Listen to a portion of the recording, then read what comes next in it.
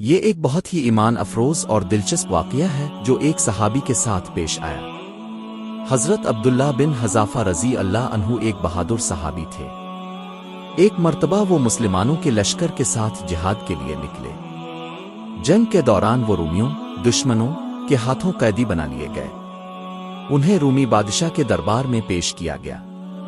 بادشاہ نے ان کی بہادری اور شخصیت کو دیکھ کر کہا، اگر تم عیسائیت قبول کر لو تو میں تمہیں اپنی سلطنت میں بڑا عہدہ دوں گا، عزت دوں گا۔ مگر حضرت عبداللہ بن حذافہ نے بڑے اطمینان سے جواب دیا، میں اسلام کو کبھی نہیں چھوڑ سکتا، چاہے تم مجھے کتنی ہی بڑی پیشکش کیوں نہ کرو۔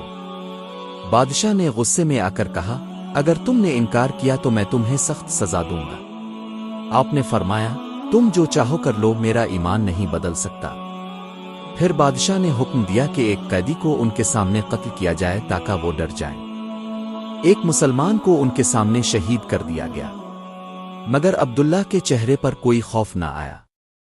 پھر بادشاہ نے ایک بہت بڑی دیگ میں تیل کھولنے کا حکم دیا اور کہا، اگر تم نے دین نہ چھوڑا تو تمہیں اس میں ڈال دیا جائے گا۔ حضرت عبداللہ پھر بھی ثابت قدم رہے۔ آخر کار بادشاہ نے کہا، میں تمہیں ایک آخری موقع دیتا ہوں، اگر تم میرے سر کو بوسہ دے دو، یعنی میری بات مان لو، تو میں تمہیں آزاد کر دوں گا۔ حضرت عبداللہ نے جواب دیا، اگر میں ایسا کروں تو کیا تم صرف مجھے آزاد کرو گے تمام مسلمان قیدیوں کو بھی؟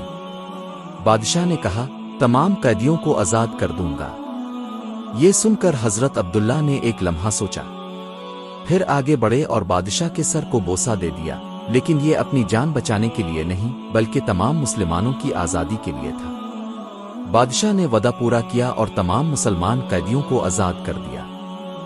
جب حضرت عبداللہ واپس آئے اور یہ واقعہ حضرت عمر فاروق رضی اللہ عنہ کو سنایا تو حضرت عمر نے فرمایا، ہر مسلمان پر حق ہے کہ وہ عبداللہ بن حذافہ کے سر کو بوسہ دے، اور خود حضرت عمر اٹھے اور انہوں نے عبداللہ کے سر کو بوسہ دیا۔ سبق: ایمان پر ثابت قدمی، عقل مندی اور امت کی بھلائی کے لیے فیصلہ کرنا، یہی سچے مومن کی پہچان ہے۔